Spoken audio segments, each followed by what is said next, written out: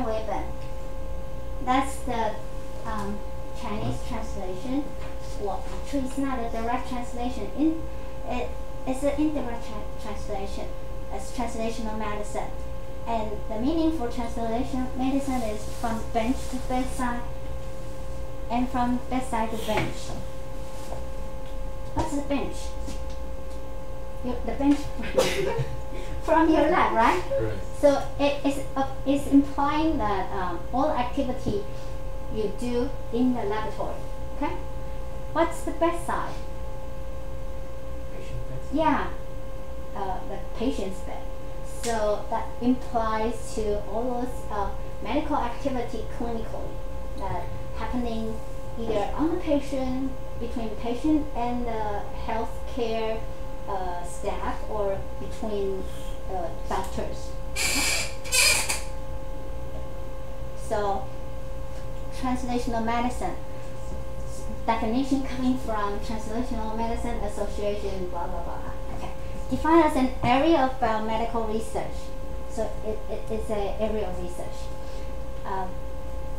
Convert promising laboratory discovery into clinical application, and address clinical questions to facilitate prediction, prevention, diagnosis, and treatment of disease.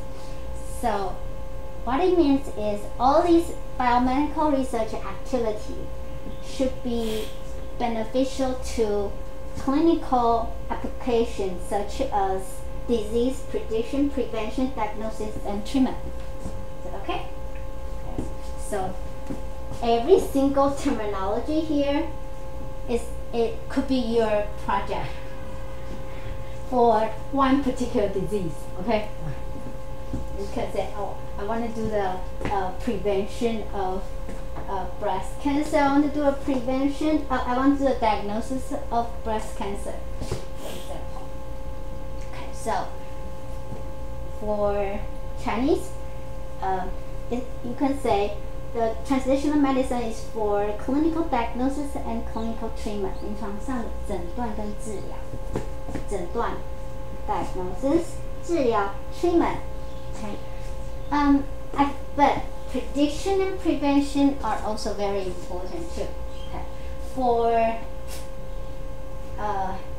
epidemiology or for prevention, disease prevention. Okay, so from bench to bedside and from bedside to bench. This is a bidirectional concept. Okay, it's not one way. So anything question found from clinical practice, you can take this problem back to the laboratory and solve the problem. Anything you create or any innovation from your laboratory can be applied to the clinical practice. Okay, so that's what I mean. It's a bidirectional concept. Oh. So bench to bedside factor, which aim to increase the efficiency by which you are going to invent some new therapeutic strategy or method through basic science research, and then you are going to test clinical. Okay? So you can say, I'm going to identify some new biomarker for breast cancer. Then you can apply for clinical diagnosis or clinical screening.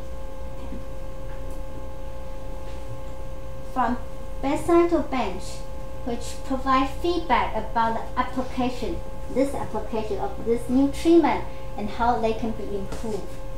Okay. That is assuming the doctor have protocol or SOP for all the disease.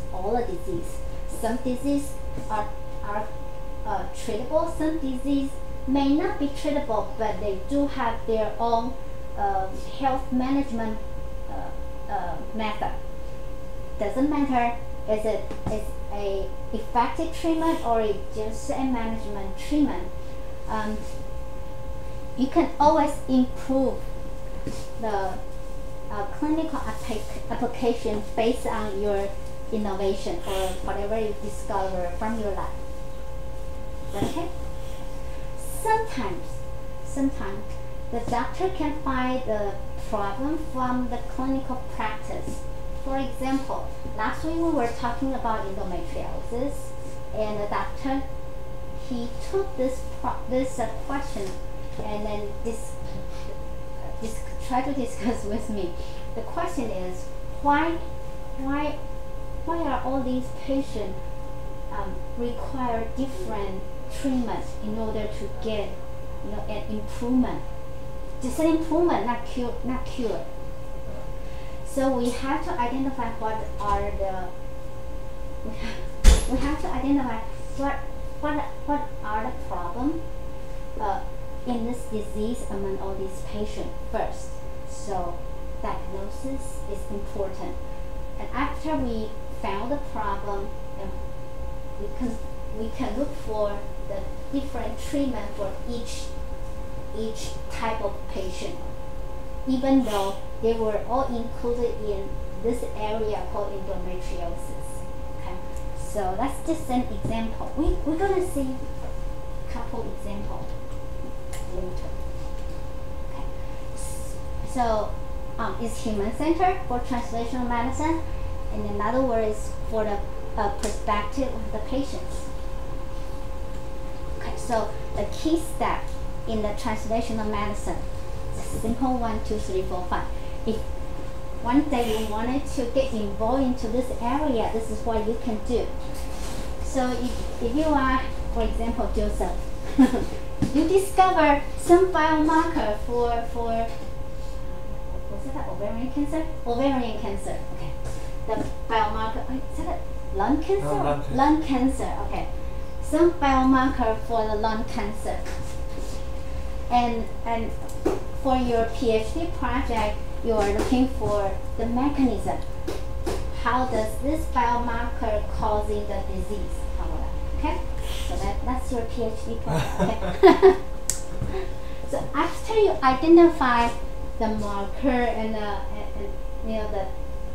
the mechanism that causing the disease, the next step you can do is do the preclinical research. So you have to do validation. Your hypothesis or your innovation can be recreated or tested in cell culture, cell experiment, and not or an animal experiment. The same phenomena should be applied to, for example, the mouse or the rat. Okay. So we wanted to see the biomarker Joseph identified, and the mechanism he said is exactly the same happening in the cell culture and happening in the mouse experiment. Is that okay? This is called preclinical research. Do you need permission to do this? You don't. Okay. Well, you do for animal model because you are using animal. We are talking about in order for you to do animal research, what kind of authorization or permission you should get, okay, for the project and for yourself. It's not just for the project, yourself. You need to be certified too. After you prove Joseph found JF1 marker, okay. your JF1 marker in your lung cancer is responsible for this small cell lung cancer, okay? And the signal transduction pathway is through the mechanism. So everything is validated in the preclinical research. You can apply for clinical trial. Okay? So these are all terminology. The clinical trial has 3 phases. 1, 2, 3.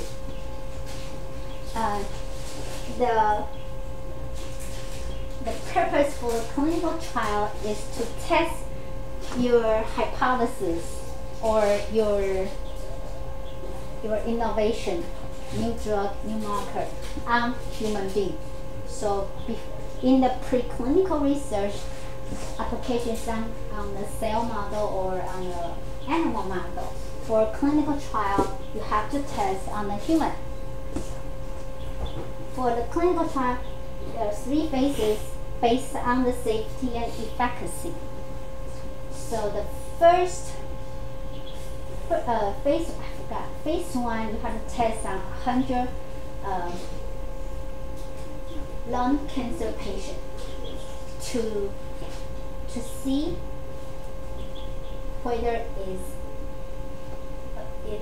you can see the effect on these lung cancer patients. Only 100 patients.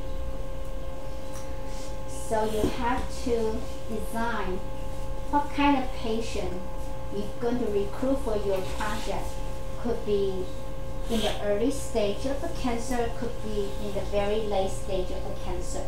You can see the effect of your marker or your concept. For the second phase, you're going to test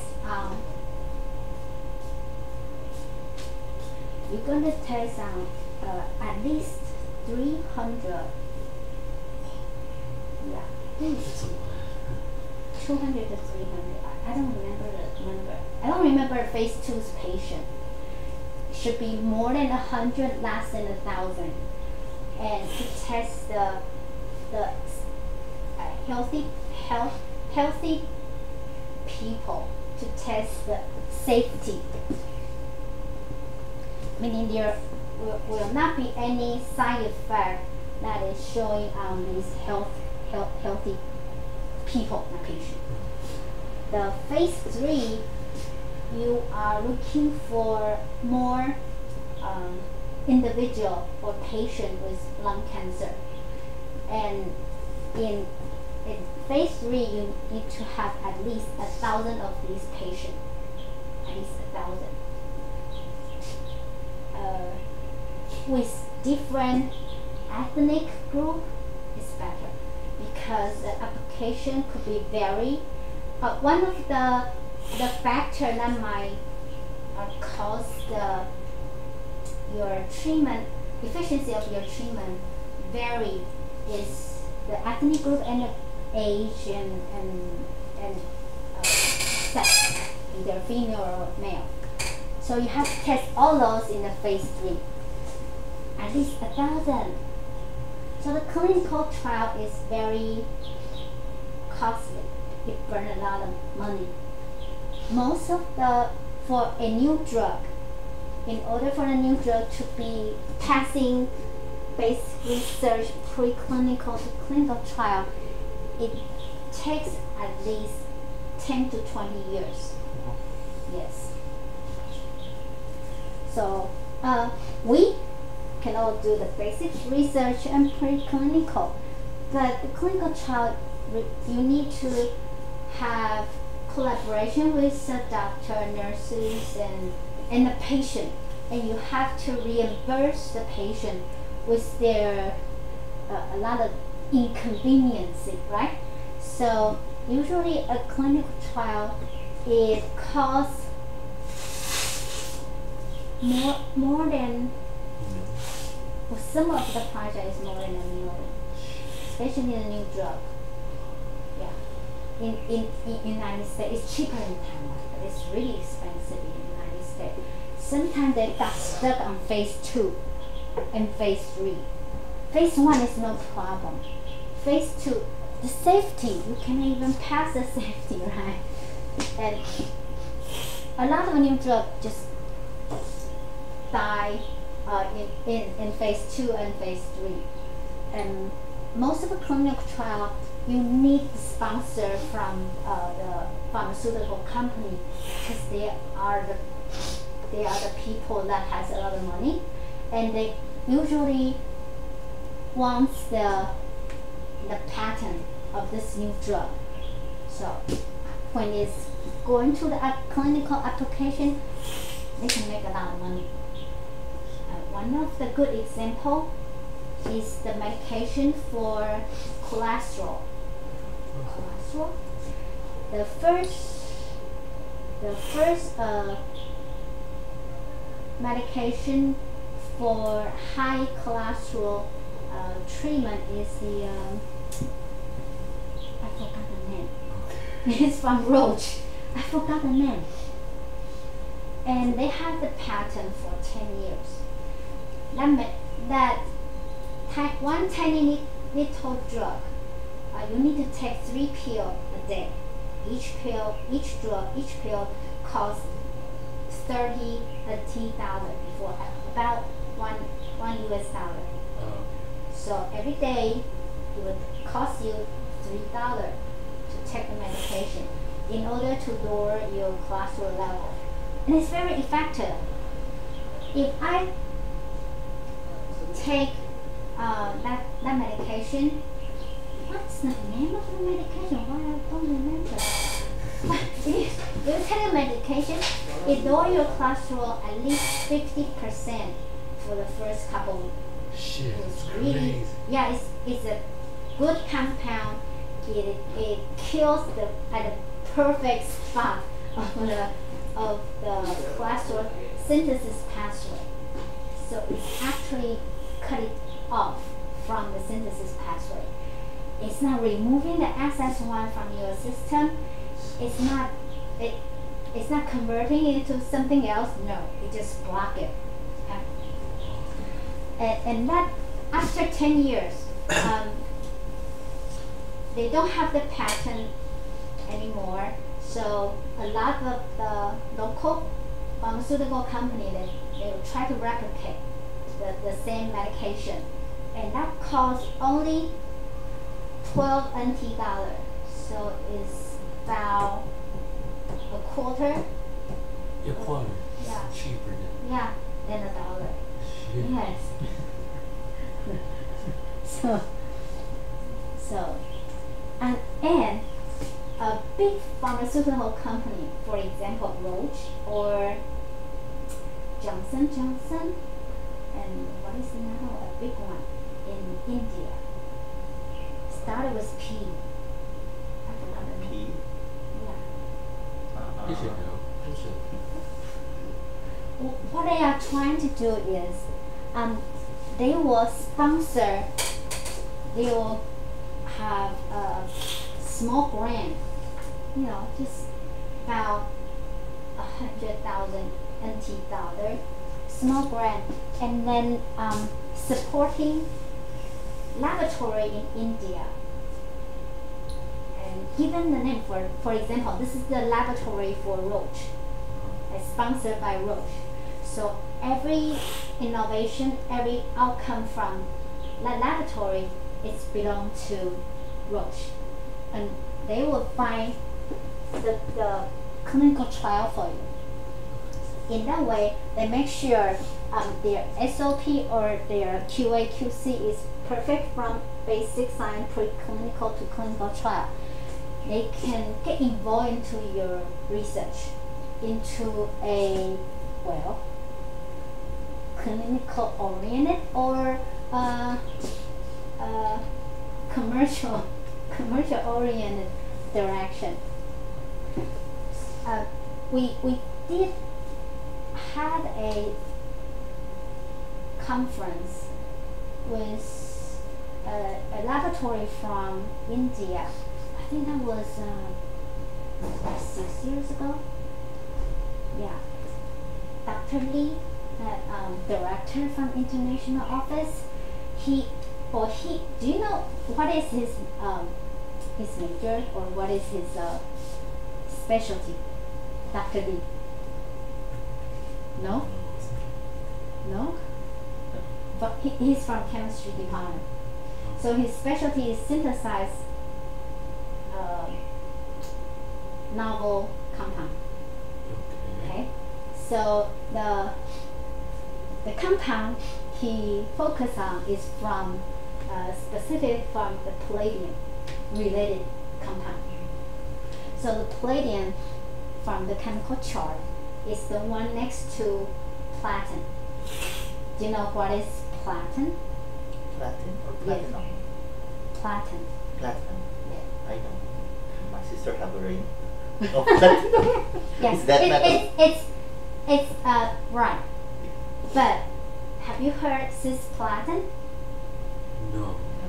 So it's platin. Cisplatin meaning some chemical structure is altered, and cisplatin is the first line cancer chemotherapy medication for a lot of cancer. For example, ovarian cancer or uterine cancer.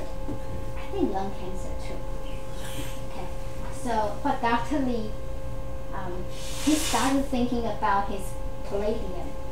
So he was talking to me. So he said he synthesized a lot of derivatives from palladium. He wanted to know whether a palladium derivative has the same effect like cisplatin. Okay, so he gave me 11 compounds. He synthesized 11 compounds, and it's only one thing I request. His experimental procedure should not generate any toxic compound, should not generate any toxic waste.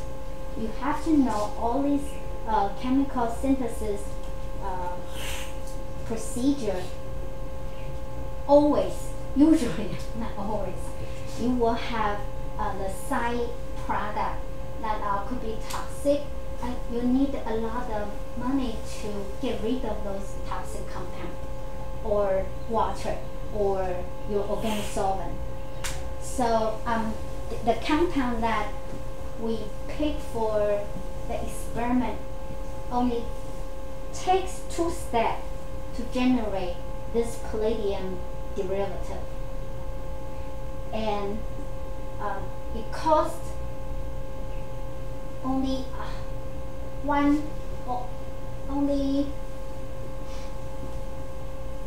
less than 100 of the cisplatin's price, less than 100.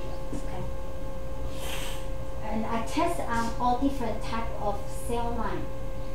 It kills at least, I think I test 7 different type of cancer cell line, and is effective on at least 6 of them. Only one did not have any. Well, you can kill them, but you need to have a very high concentration. Okay. So you can kill all the cancer cells, but you need a high concentration. That means you are actually accumulate a lot of toxin in your body, which is not good for your healthy cell. Okay.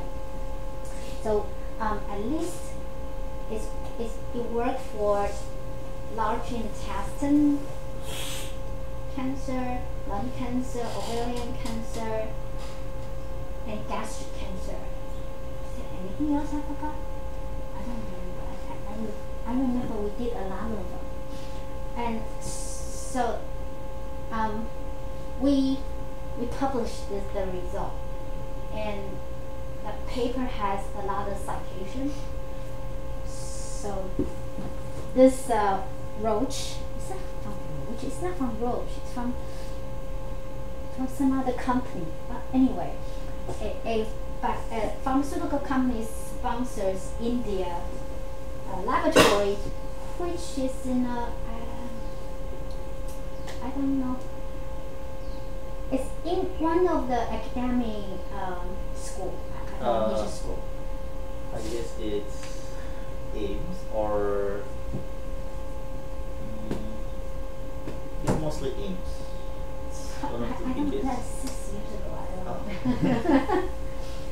So they wanted to do collaboration with us, and I was the person doing the preclinical research. In addition to the cell experiment, I also did the animal test. I did safety and efficacy experiments on the rat, and I did biopsy on those tumor cells, and they have very high interest on getting that palladium for application. But that compound was synthesized by Dr. Lee, right? So if I wanted to take the project for a clinical trial, Dr. Lee has to give me okay to do it, right? And I have to say yes, well, we can do it together. But neither of us wanted to write a grant on it. It costs a lot of money. Yeah, it's gonna take all of your time to do this work. That's why not a lot of scientists in any institute, especially in academic schools. I don't think anybody wants to do a clinical trial. Only those crazy doctors want to do it. Okay. It costs a lot of money and it takes a lot of time. Okay. So if, well, for example, if Joseph, the JF compound, is going to do the clinical trial, everyone, all the grad students, all those research assistants are going to get involved into this project. That's how busy that is. I had a small clinical trial testing on one of the, it's called Shea flax. Shea flax is a extract from jojoba. Do you know what's jojoba? Jojoba. It's shea oil. Shea oil? That's jojoba. Yeah, shea oil. What's the Chinese name for it? Chia. No, not chia. Shea. S-H-E-A. Shea. Yeah, what I know is Jojoba. What is jojoba? Jojoba is an oil that is very good for your hair. Jojoba. J. You had to spell like J. Oh. It's not H.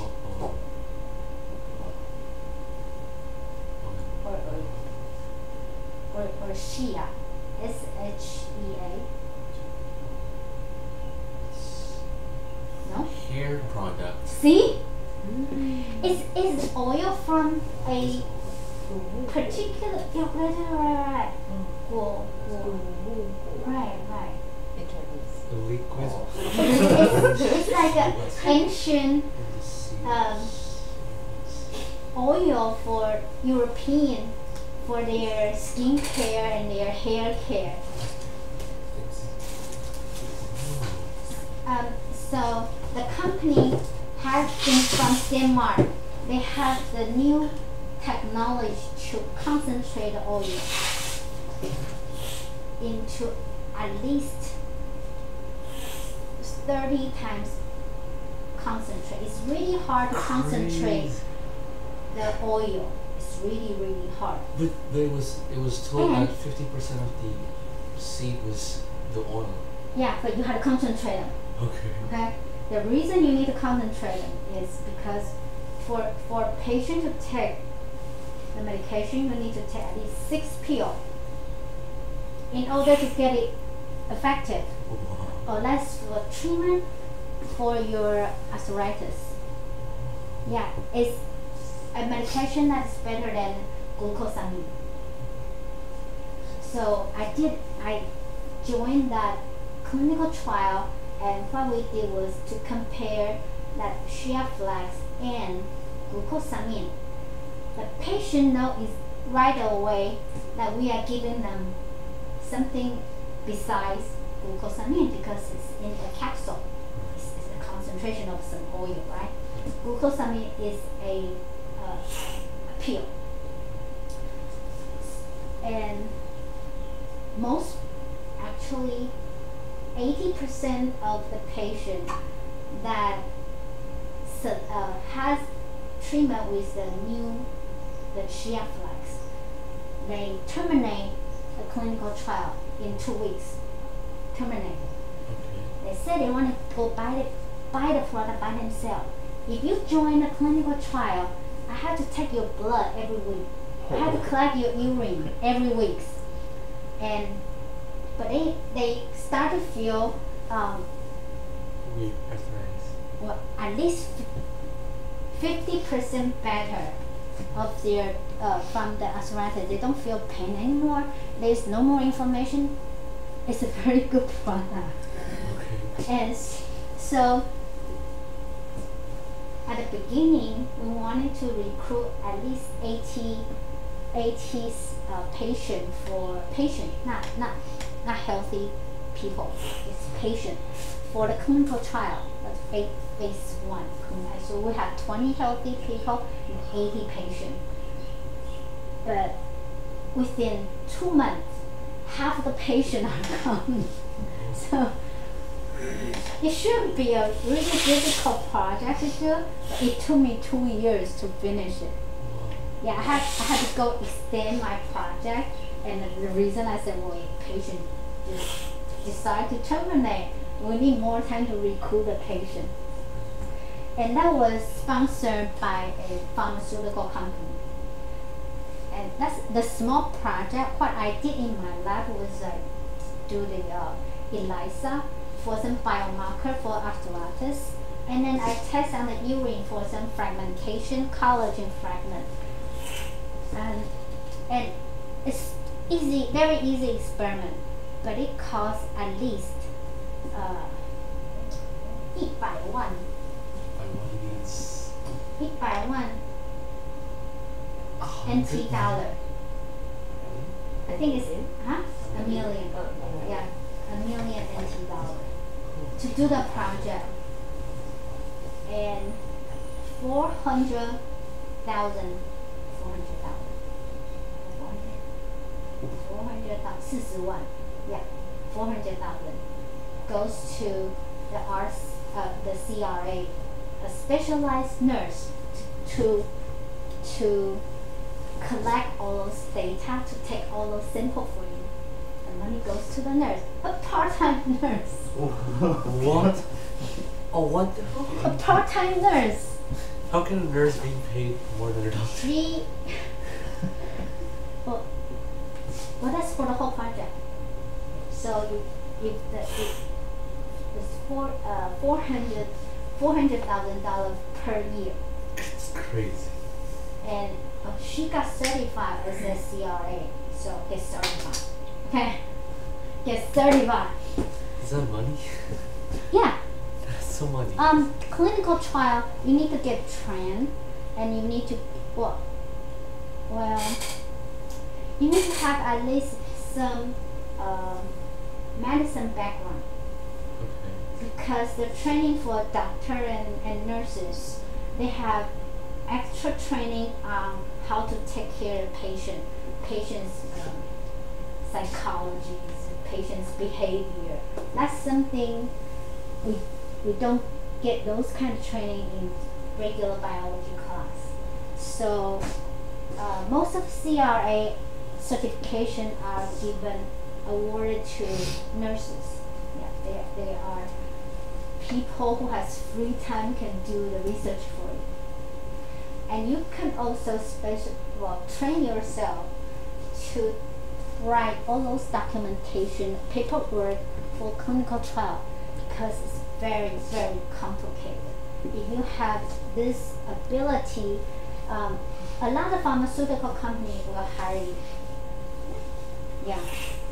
And on top of that, you have very good biotechnology background. So it's easy for you to write any patent application, any clinical trial report will be easy for you. Okay, so that's one way you can train yourself. Okay? So number 3. Number 4, after a clinical trial, for every phase of your clinical trial, you need to submit for the regulation review in order to get an approval. Okay? So if you want to go for, before you a clinical application and before you do your marketing, you need to pass the government's regulation review. So each country has their own regulation.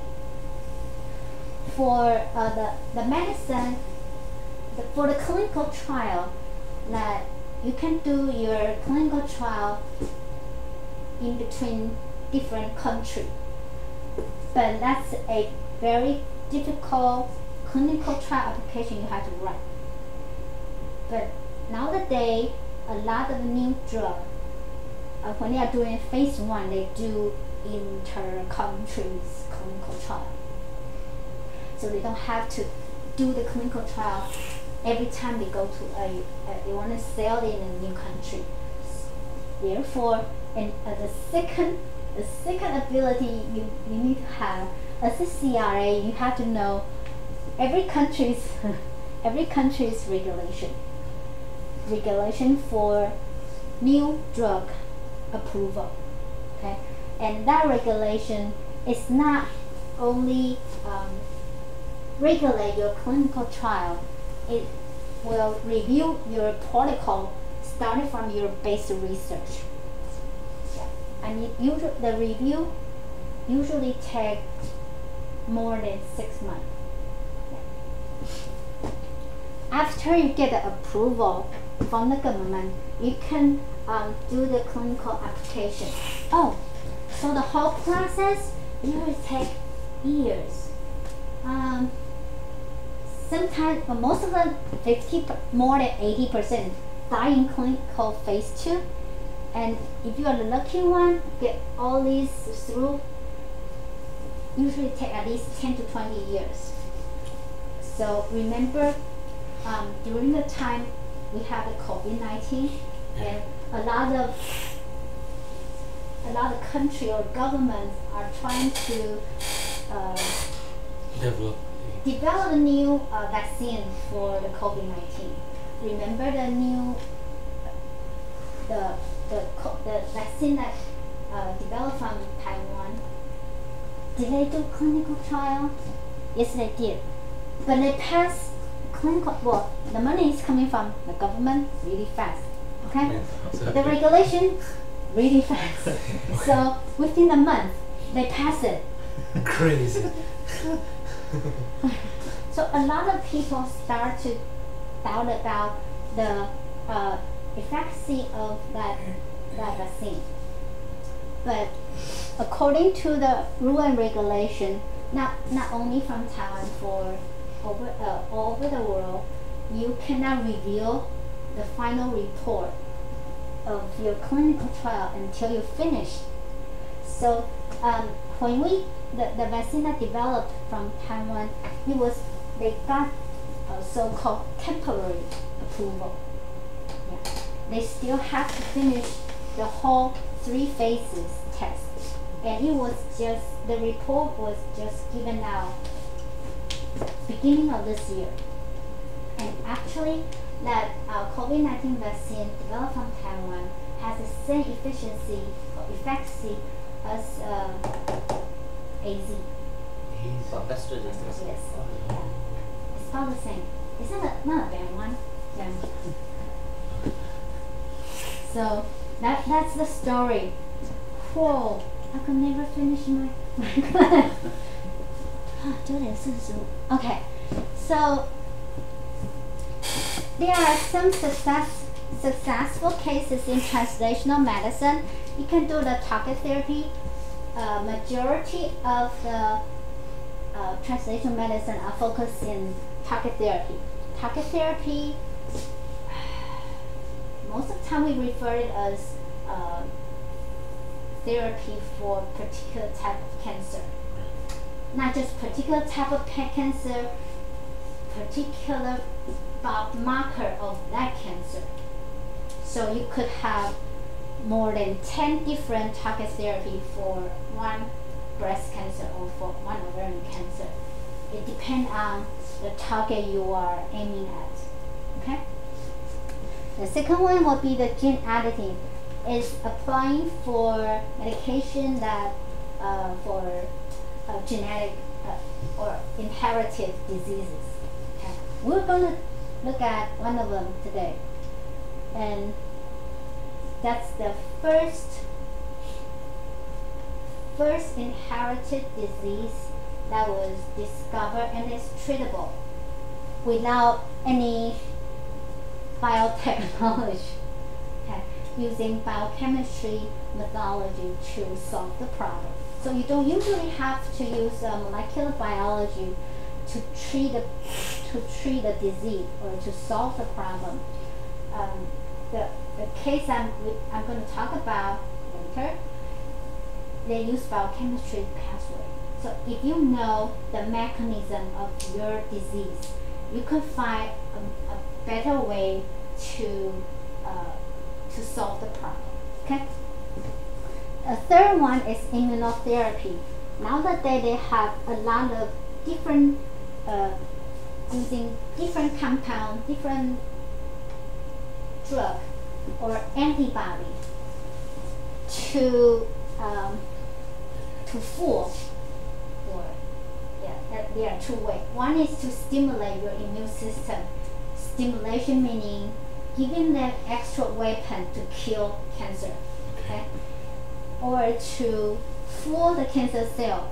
I mean, they have some antibody that block the receptor or the biomarker that is causing the problem on the cancer cell. So that's how you do immunotherapy in terms of the cancer area. Okay. So we are going to talk about the first translational medicine. It's called phenylketonuria. Phenylketonuria. In Chinese, 丙酮尿症 meaning 丙酮尿症 meaning 蚕豆症. Okay? Is that the same? It's the same one. Oh, okay. Yeah. So there, it is one inherited disease being screened in Taiwan. So there are at least, you have to screen 6 diseases in Taiwan. One of them is the phenylketonuria. Second one is thalassemia. I forgot the third one. And the second disease is the spinal muscular atrophy. This is a defect in a nerve that causing your muscle atrophy. Okay. So that was not now. That was the project I had when I was in the working in the hospital. Okay. So I'll tell you the story about this. And this is a good story. How I started from basic research to the cell culture to animal to the clinical trial. Okay, so about the phenylketonuria, or in short, PKU. Do you know what's phenol? Phenol, right? Phenol. Keto. Okay. Urea. It is a condition that's found in the urine. Okay, condition that's found in the urine. That means in the patient's urine, you can find phenylketone. Therefore, the urine smells like ketone. What does ketone smell like? Organic solvent. Okay, so it's very you cannot miss it if the kids has this PKU problem. Okay, so the first person that found this inherited disease is this Dr. Foley. That's how he discovered that urine smells really interesting. Well, which group of the patient has this interesting smell of the urine? They found, so he found a particular congenital disease. That's because the patient's metabolism is very different from the normal healthy people. And all these people have a phenylketone smell in their urine. Do you know what's this word congenital and what is inherited in English? Inherited means you're being passed down, right? From? The previous owner. That's your parents. Right.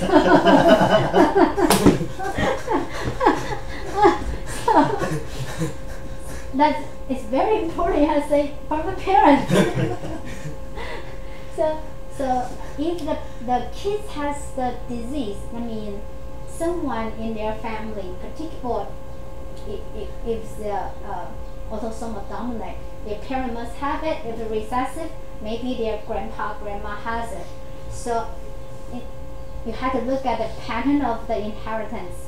You to know the percentage in the people in their family who have the disease. Okay, so that's inherited. And what is congenital? Some genetic disease are inherited. Some genetic disease are congenital. Congenital.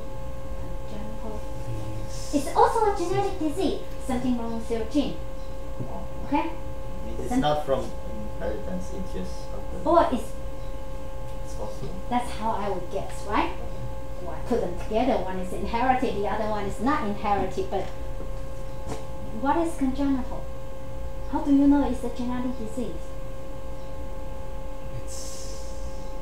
So congenital meaning it's a genetic disease, and nobody in your family has it. Nobody. So it's not inherited, right? But this baby was born with this disease. So when the baby, was born, he carried this disease. It's not some. If the disease did not develop throughout his development, okay, it was there when he was born. So patient zero. Right. So how could that happen? Mutation Genetically. Right.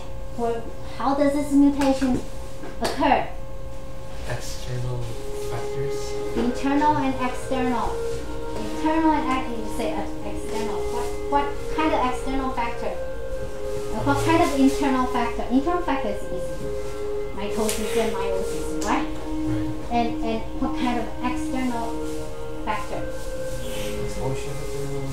Exposure to certain elements during the gestation period of the baby. The radiation.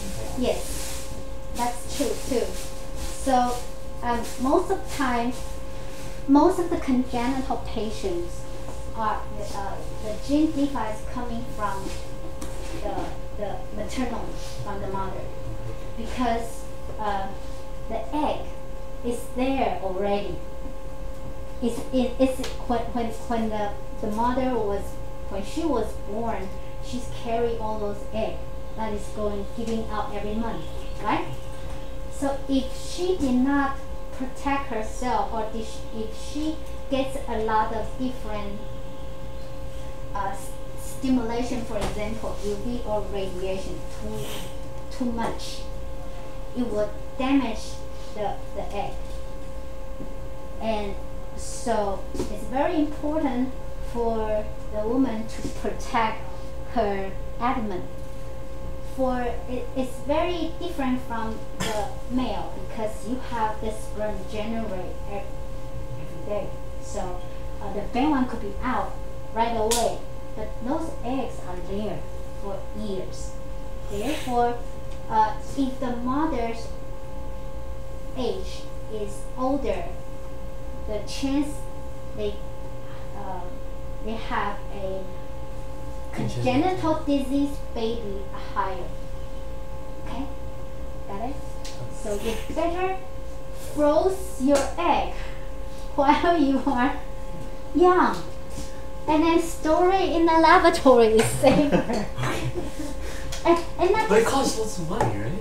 Well, in Taiwan, if you want to save for 10 years, for example, when you are 25 years old, you save your egg for 10 years, about 5 to 10, 50 to 100,000 NT dollar. It's not very expensive. Yeah, you have to make sure your egg resides next to some famous people. Okay? Oh, what? Famous people. Why? Well, that's a story about the container that is going to store your egg. Okay, so where do you store this egg? Must be the environment that is stored at minus 140 degrees Celsius. Okay. So what makes this environment stored at minus 140 degrees Celsius. It's filled with a lot of liquid nitrogen, right? Right. So there are two different kind of container for your storage. One is the traditional one. It's a big round barrel, Right. and then you store it in a rack. The rack is a small boxes like the one we have in the laboratory. And what you do is you put the vial that was the frozen egg in one of the box, and then dip it into the barrel. So what happened to the liquid nitrogen? It can evaporate, right? Right. So how often you have to refill the liquid nitrogen? Every So if you don't open the whole barrel, if you do not open it, it will reduce the level for some barrel about if it's about 100 centimeter in height, it would drop about 20 centimeters every month. So you have to refill it every month if you do not open it. If you open the jar like every day, you're probably going to need refill it every week. So if the liquid nitrogen drop and your egg is living on the top of the rack, well, if your egg is living at the bottom of the rack, it should be fine. it's $100,000, right? Right. If your egg is living on the top of the rack, it's still $100,000. So make sure your egg is sitting on the bottom of the rack. Usually the famous people, because they are famous, something wrong with their egg, it's going to be on the news. So everybody will know this genetic lab is really bad because the successful rate, or this fertility lab is bad because the successful rate is really low. So usually they will put famous people, their egg at the bottom of the rack. The second equipment that you can store your egg is it looks like a refrigerator, and you can open it, or by door or just single door, and all the liquid nitrogen is coming in and out through a pipe from behind. So usually you see the system only in the hospital or some pharmaceutical company, because they have their own liquid nitrogen system running around in the hospital. So you have a refrigerator and a pipe is going through. So where do you want to put your egg? Back of the refrigerator, right? You don't want to put it in front of the door because when you open it, it drops right away. So just make sure, you have to tell it, I want to put it on the bottom of the barrel. If it's a refrigerator, please put my egg on the back of the refrigerator. Okay. How am I talking about this? Okay. So Dr. Folling wanted to solve the problem. First he found there's a relationship between the genetic lesion and the phenotype. Okay, the genetic lesion and phenotype. Second, he identified the reason for the patient has this phenotype is something wrong with the metabolism. Okay, so if you know there's something wrong with your metabolism, you end up with your urine secretion has a phenylketone. You have to look for your biochemical pathway of some particular compound, right? That's what he did. And he also found that most of the patient has eczema. Do you know what is eczema? Atopic dermatitis. Okay? Yeah, itchiness for no reason. Not my son, but he doesn't have PKU. He has some other allergic disease. And not just have the eczema, also some kids has mental retardation. Yes. And the epilepsy. Epilepsy. All of them have fair skin. All of them. That means their skin are really pale. Really, really pale. Well, I have a research assistant in my lab before, and she was about my age, and she's really pale.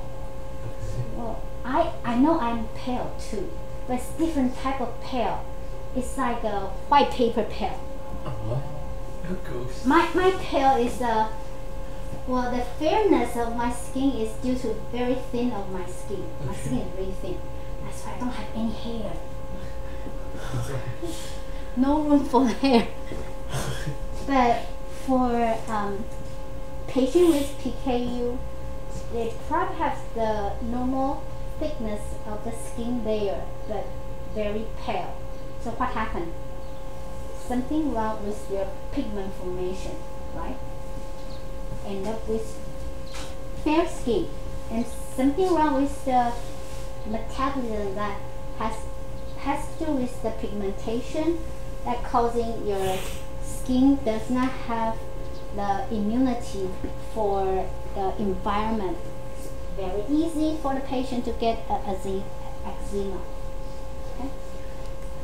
So he found all these clinical phenotypes. That's what we call clinical phenotypes. And these are something you can prevent or try to, treat your disease. But mental retardation is not something a doctor or a parents want to see. So he wanted to know why the patient has a mental retardation and how to prevent it or to cure it. Okay.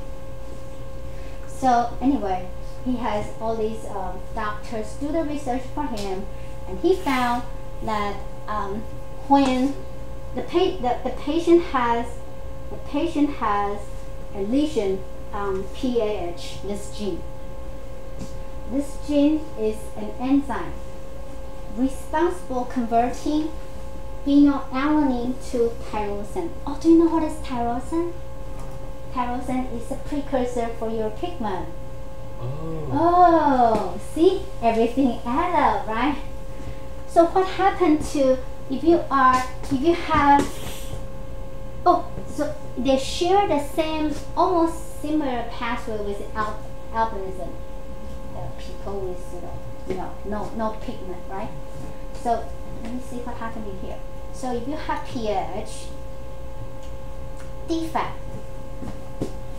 your precursor, the phenylalanine, will start to build up in your body, right? So too much phenylalanine will give you phenylpyruvic acid. It's a phenylketone. It's a ketone. Okay, there are a whole bunch of different ketones here. The phenylpyruvic acid is the phenylketone. Too much of it will secrete it out from your system. Your urine smells like organic solid. Too much of it, it get accumulate in all your tissue, including your brain. Therefore, you have epilepsy. Therefore, you have mental retardation. Got it? So, since now you know what caused the disease and what happened to the phenotype, how would you solve the problem? How would you solve the problem without any genetic, or any molecular biology? How? How?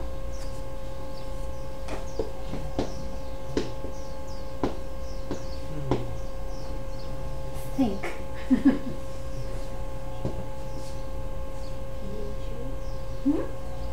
Normal pH. Normal what? pH. Normal pH. Sorry. Without any molecular biology. Okay. Well, I can clone I can make a medication has this enzyme activity converting phenylalanine to tyrosine? Yes, but you need molecular biology. They don't have that technique before. They don't. That's a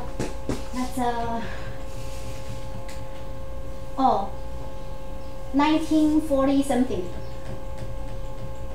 So the PCR, the first PCR machine is available in 1990. Okay.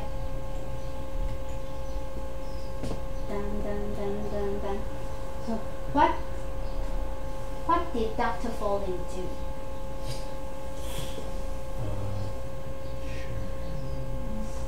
That's a good trial. Anything else? What caused the phenotype? What caused the phenotype? What caused the phenotype? What caused the phenotype? X. The phenyl? Yeah, because it deposits, right? Right. And another phenotype is you don't have the tyrosine, therefore you have fair skin. So this phenotype and this phenotype, they are different, right? The excess phenylalanine will give you mental retardation. Lacking tyrosine will give you fair skin. Which one you want to solve first? Mental retardation, right? So there are a couple ways you can. Why are you crying? So the best way to avoid mental retardation is do not have a lot of phenylalanine, right? Right. So do not have a lot of phenylalanine. So what do you do? Block the liver. Block the Block the liver. Are you ready? Okay. Don't kill someone. It's gonna kill someone. This class is so much better. You never Don't. got that certification? Try not to have phenylalanine go into your system. So do not eat anything that containing phenylalanine or converted to phenylalanine. So the name for the PKU in Taiwan is called 蚕豆症. The nickname. So they cannot have any food containing phenylalanine. 吃蚕豆. Do you know what is 蚕豆? Is that it? Lama bean? Is that a lama bean? Lime Isn't it? Lime Yeah, lime. Yeah.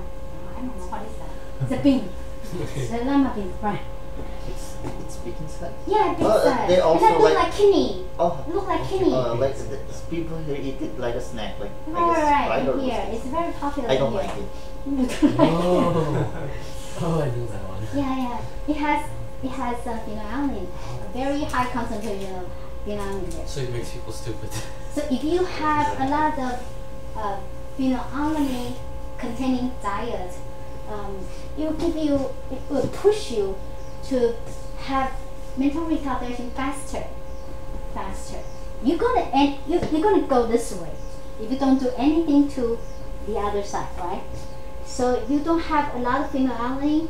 The process of going to accumulation will be slower. Okay? It will end up with mental retardation, but hopefully it's like 40 years later or 50 years later.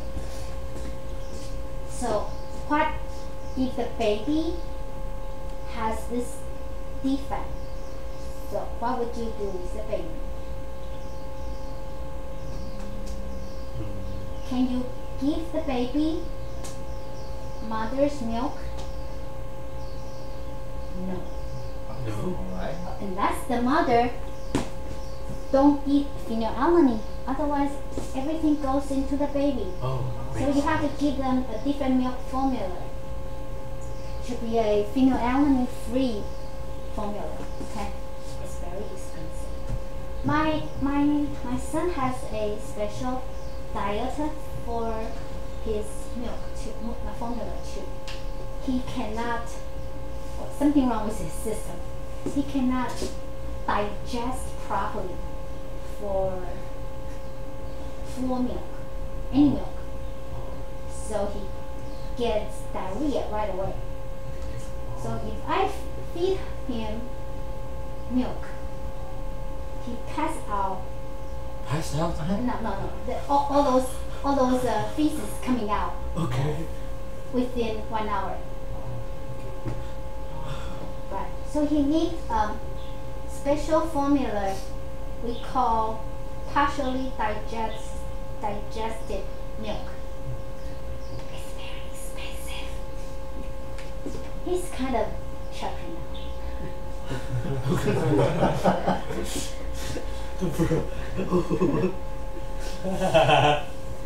Okay, so this is the this is the biochemistry pathway of the phenylalanine.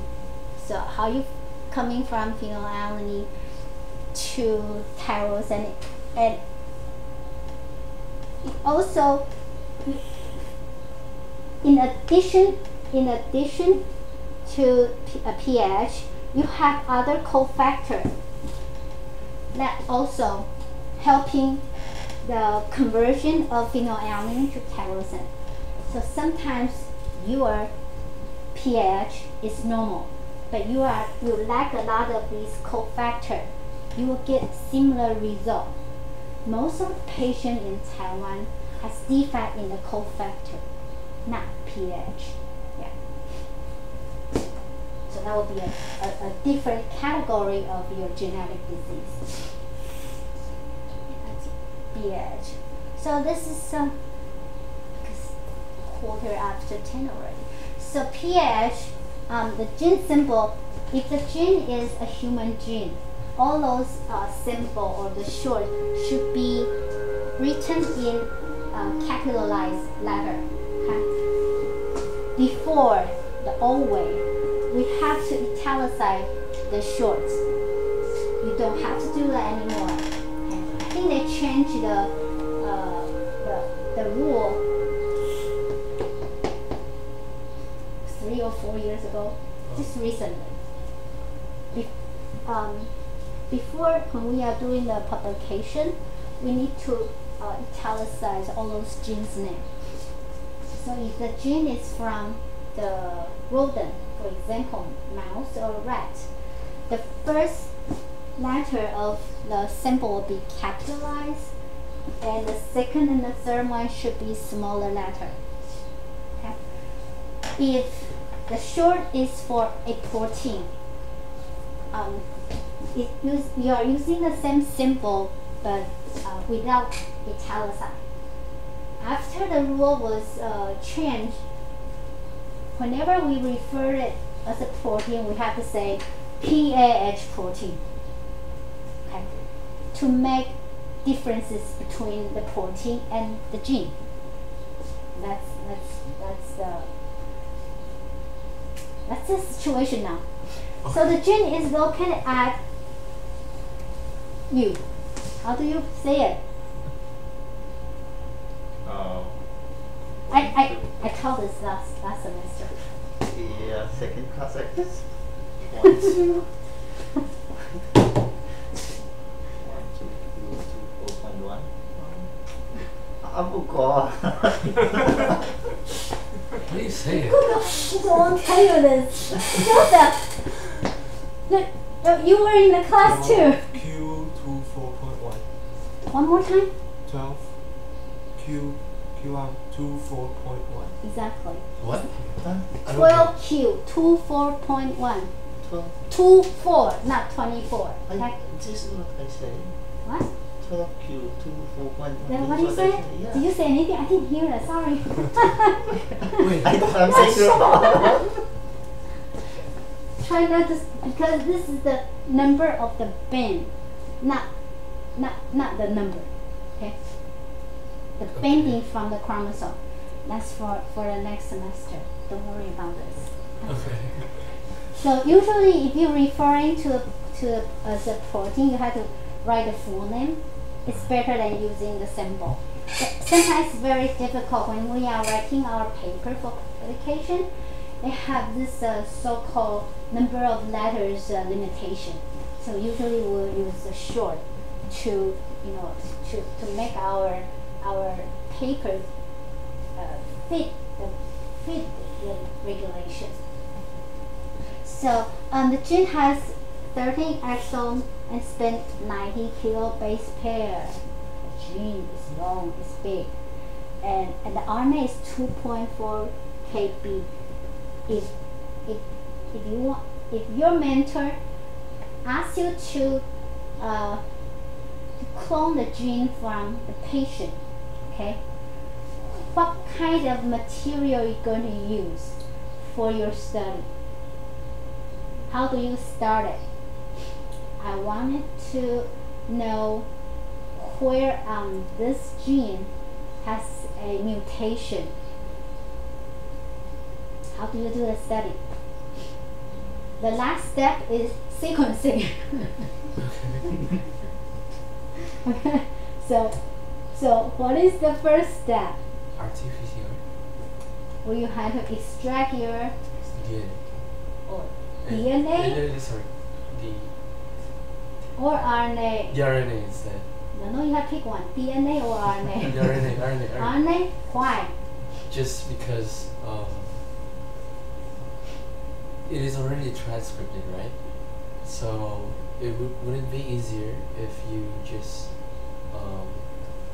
get the RNA instead, rather than you extract the DNA, then you need to cut the site. DNA and RNA, the extraction is the same process.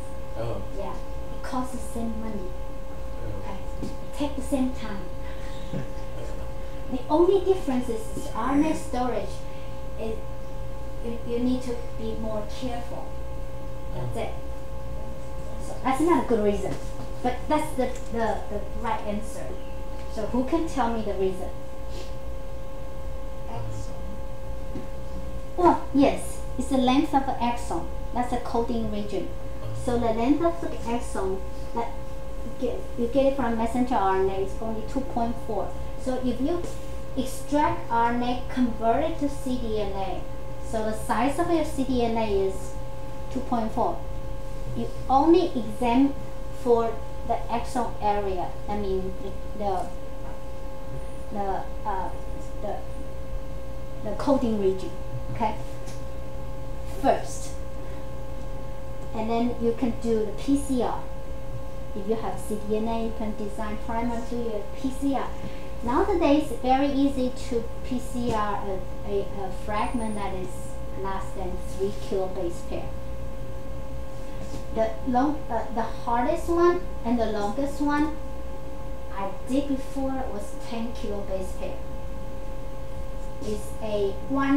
It's alpha chain of hemoglobin.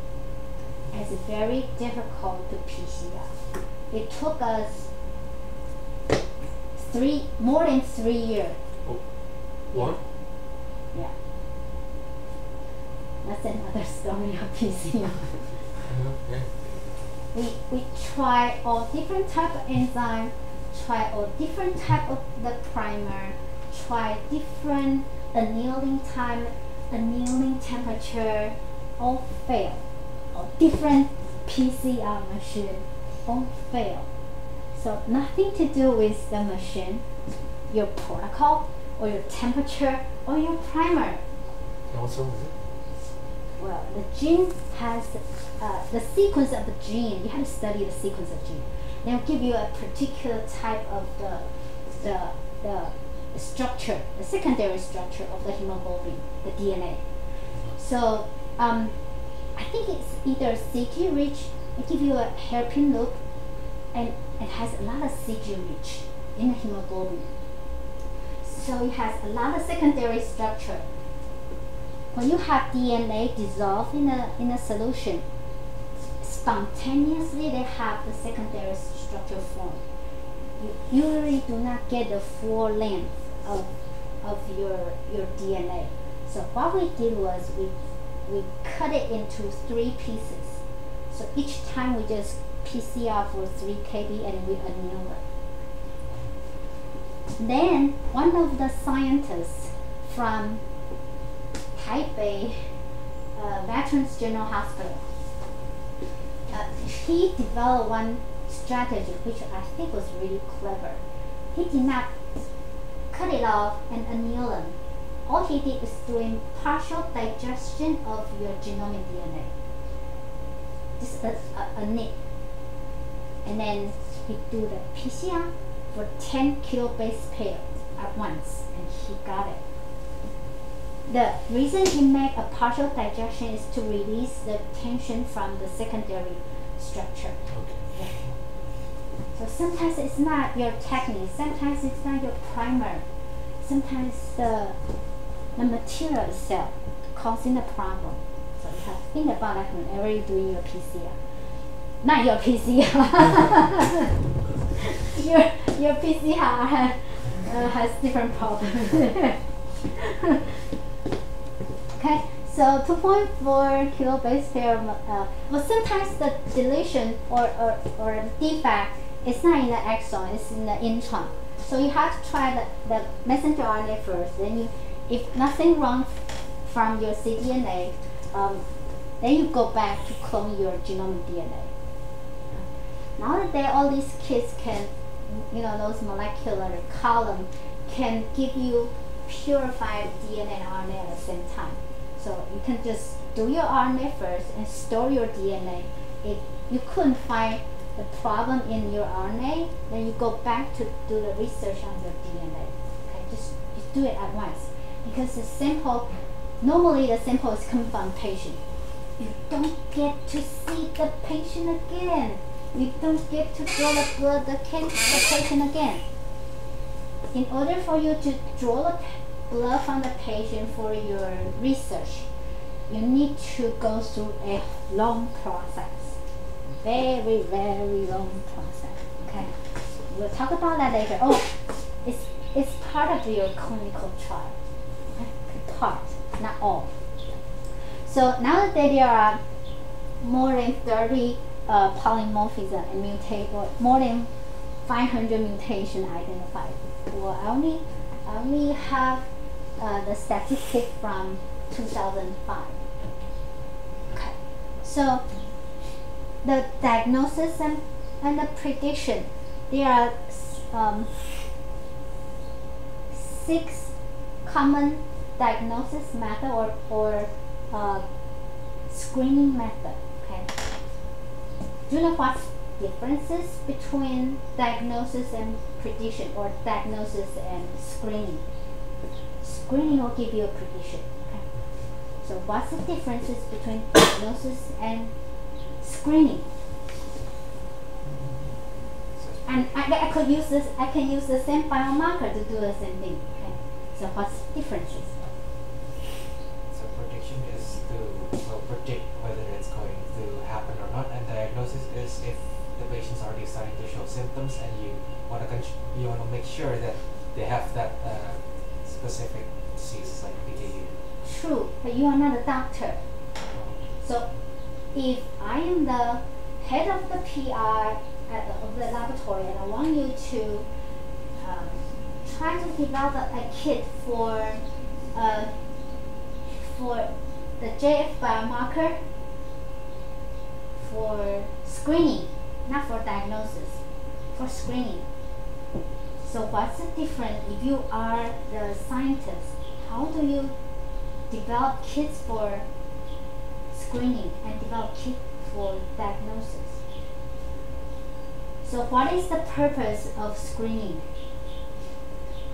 To screen for the population who probably have the disease, right? So if you have to screen 100 people. Could be healthy one, could be patient in there.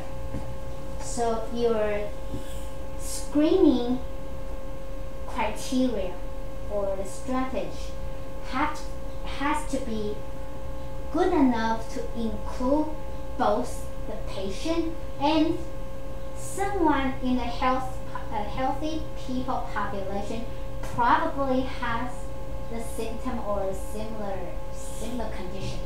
So the screening method will give you a lot of false positive.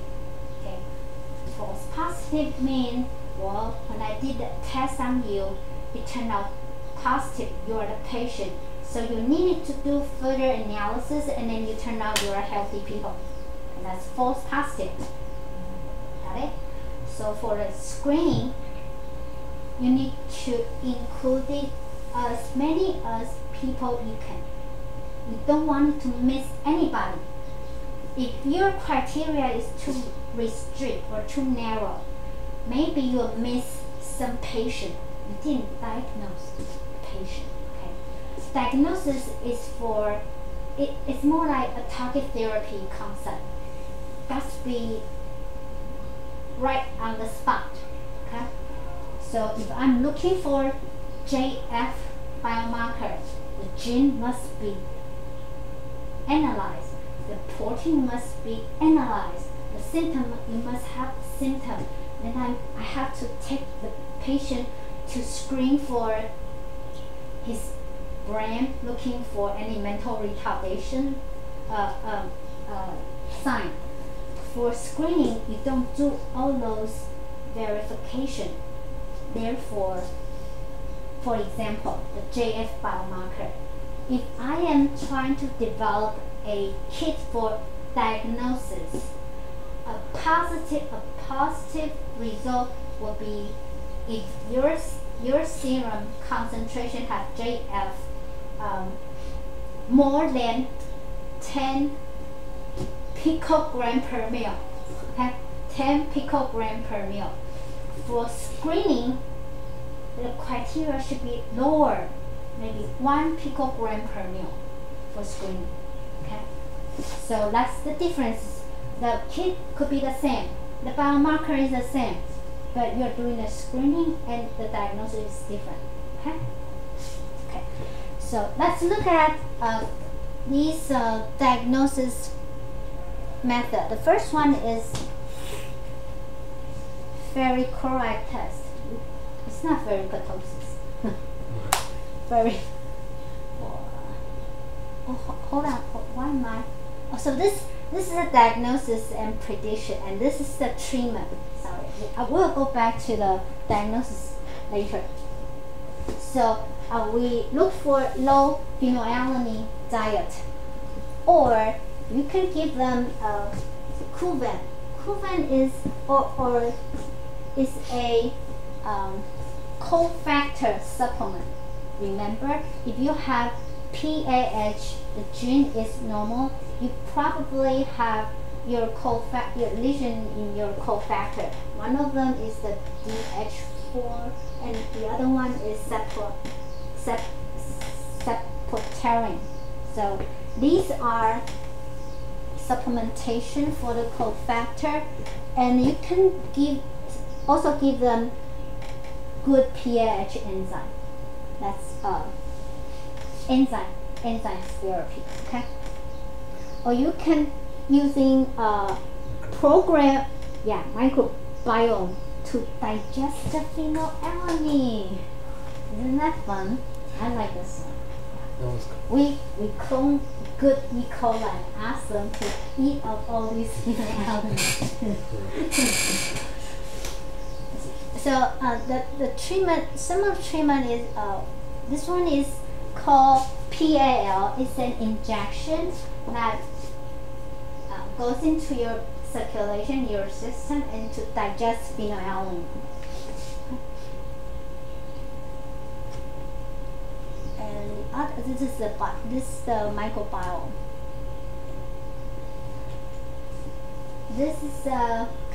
This treatment method came out a couple years ago. Yeah, it's a very new concept, using your normal flora to do the treatment. Nowadays, a lot of biomedical research target your flora, intestinal flora, for a lot of disease treatment. But nobody is working on the skin flora. You can think of studying the skin flora. Yeah. It's a little bit difficult. So I don't have these. Well, next time I'll bring more example on very correct test and the brain MRI. Yeah, next time. I don't have here today. Why?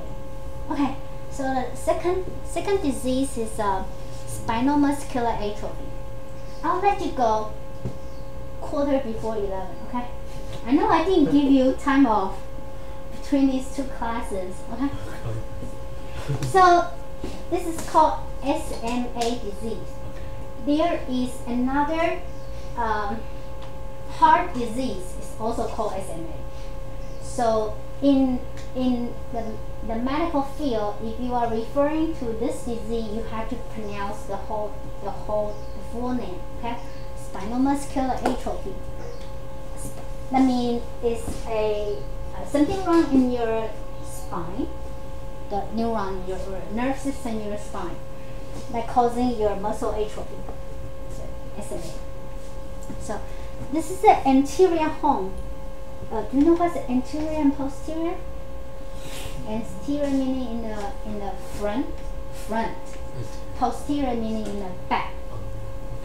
Dorsal and ventral. What is dorsal and ventral? Dorsal is back. Ventral is front. No. No? I just tell you anterior, front, and the back. So if the individual, doesn't matter a human being or an animal, if you are referring to dorsal and ventral, meaning this particular animal has a belly, okay, and has a spine. The spine is dorsal and the belly is ventral. Okay? If the animal has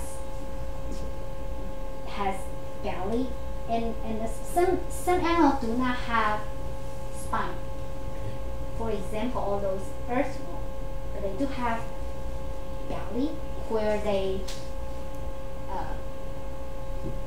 get close to the ground, and that's ventral.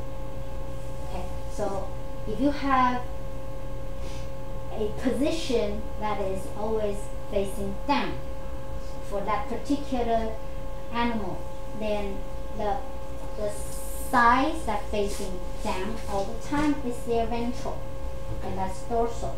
Okay. So for this human, how can you tell the differences between anterior and posterior? If I have a spine like this, is this anterior or this anterior? If I flip over, that's anterior. That's anterior. How can you identify which direction is the anterior? The pattern? No, not the pattern. So looking at the animals, which direction the animal face. Okay? The direction he face is the anterior. Okay? Got it? So this is the person facing this way. So if you have your spine is looking like this spine is sitting like this, right here. Got it? So all these are terminologies you have to use correctly. I don't say this is a ventral horn. Well, you probably say that's a ventral horn, right? That's a wrong terminology referring to this particular location. It's an anterior horn. Okay, got it? Can you tell the differences? Okay. So something wrong with this nerve cell. When I was doing this study, I have no idea what's wrong with this. We just know there is a degeneration of the nerve.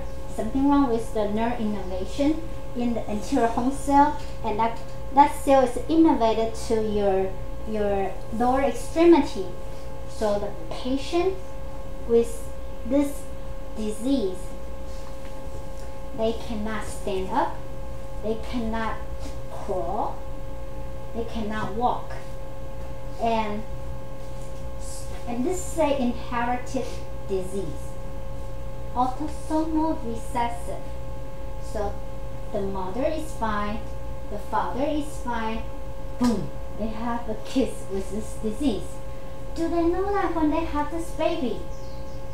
No, it's not congenital. It's not born with. Or it is born with, but you don't see the phenotype when baby was born. Baby cannot walk. Baby cannot sit. Right? So, exactly. So, the phenotype, you won't know it. Both parents are healthy. And then the baby, you started to find something wrong with the baby. Well, this kid is 1 year old. He still cannot stand. Or this baby is 7 months or 8 months. He cannot sit still. He wasn't able to sit. Okay. So that was the time the parents would take the baby or the kids to see the doctor. That's the type 1 SMA. The phenotype show up in the when they were in the baby, like less than a year old. So what do I have here? Oh, so this is the slide from cross section. This is cross section. Right. This is sagittal section. Okay, so this is a cross section. The cross section of your spinal cord. And okay, so this is the normal spinal cord. You can see about the neuron. For patients with SMA, you have a lot of neurons lost. And the muscle, this is the biopsy for the muscle, normal muscle, and SMA muscle. Can you tell this is the muscle? The pattern is This is a muscle. Did you take histology class before? No. Next time I'll show you more slides. That's my specialty. Okay. Oh, that's the muscle bundle. right. Yeah. And these are some nuclei or some satellite cell around. And that's a blood vessel right here. Tiny blood vessel. So the cell you're looking at right here are endothelial cells. Okay? So there are 3 types of the SMA disease. It is classified based on the phenotype and the onset, meaning the time when we see the phenotype. That's the onset time. So before 1 year old, that's type 1. And between 1 and 2 years old is type 2. When you have this symptom after 2 years or 3 years, we have patients, they didn't know they have SMA until they were like 60 or 70 years old. Yeah.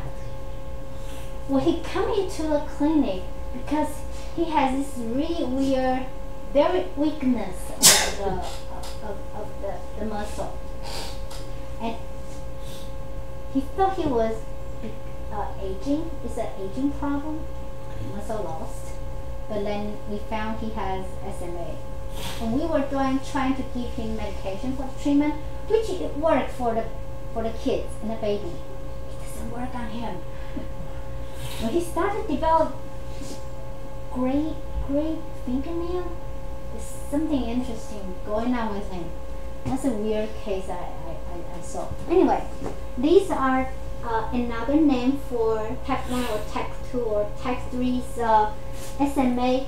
These are named because based on the doctor or physician who first identified the patient. Okay, so these are all doctors in.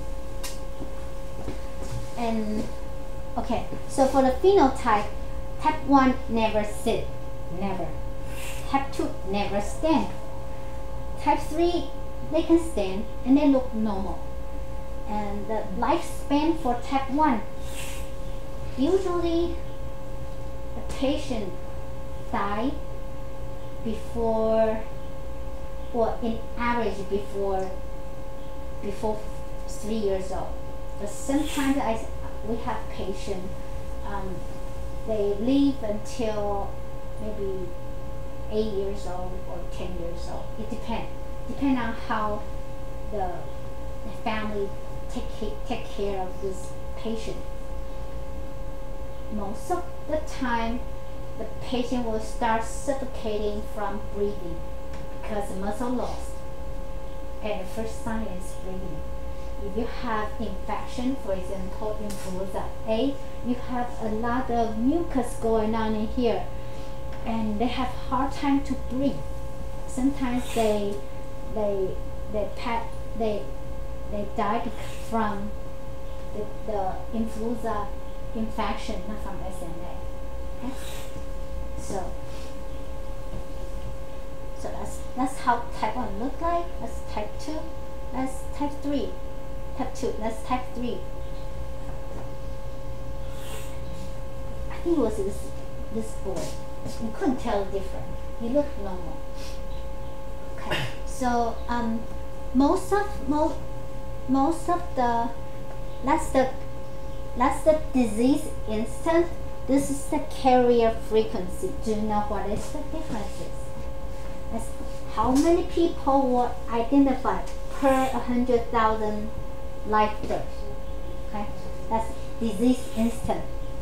The chance you get the disease in England is 4 per 100,000. In Taiwan is 15 to 20. It's kind of pretty high. Okay. Well, I don't have data from a Jewish population. The Jewish population is really high too. So, do you know what is carrier frequency? The statistics, I guess? No. Do you know what is carrier? In genetic, what is carrier? The one who carries. Who carry this bad gene. Yes. So don't have the phenotype, right? So the carrier frequency in Taiwan is almost 1/4. I mean here. Oh, no.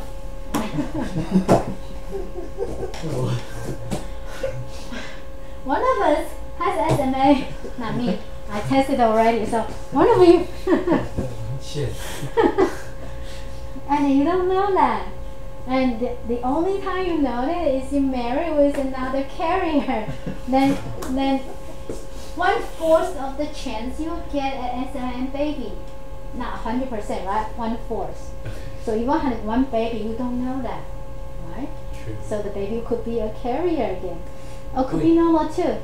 I was wondering if is it possible to, analyze our genes first? Yes, now we it's part of the prenatal diagnosis, and the couple has the choice to make, like, whether they want to do the genetic test. Right. Some of them will do the RNA-6 analysis or do some of the DNA check, and some of them, or the government sponsor for 6 inherited disease test for the baby, not prenatal diagnosis. Okay, there's 2 different things. Okay. For prenatal diagnosis, the only thing that government sponsor is for the sonographic images. If the doctor spots some abnormality based on the phenotype, images from the sonograph, and they can say this baby may have perhaps Luna disease or trisomy 21, blah blah blah. And before the gastration at 26 weeks, they have the couple has to decide whether they want to terminate the pregnancy or not. After 26 weeks, even it's a abnormal baby, you cannot terminate or go through the abortion process. It's illegal in this country. You can do it in another country, but not this country. Okay? Doctor in here won't do it for you. That's against the law. So you have to do all those tests before 26 weeks. for the new baby, using biochemistry analysis for metabolic disease, including the phenylketonuria. Okay, and for SMA, you cannot analyze by the blood spot test or from the urine. You have to do the genetic analysis. So only couple medical center in Taiwan, they will do that routinely, meaning they will screen it for all the baby for free because they are doing the research. They can do that. Okay, so not all the hospital.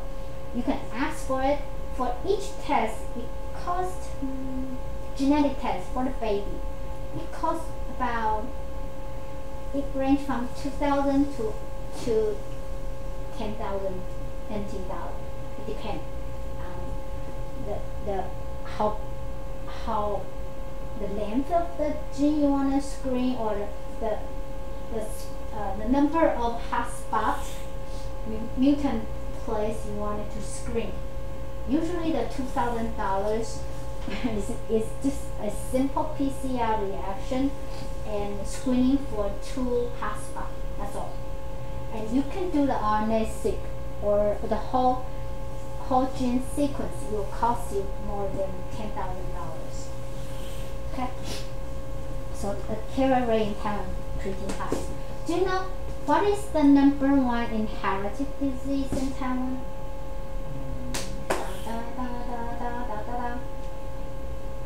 Take a guess. Take a guess. Take a guess. They have it written down in the textbook, in high school's textbook, as a example of inherited disease. Alzheimer's? Hemophilia? Very cool. Thalassemia? Yes, Thalassemia. thalassemia. In Taiwan, it's beta thalassemia. Yeah. The carrier rate is about a quarter too. The carrier rate, yeah, it's pretty high. So sorry, time's up. We'll talk about this next week. Okay. Okay. That's the end of today's lecture.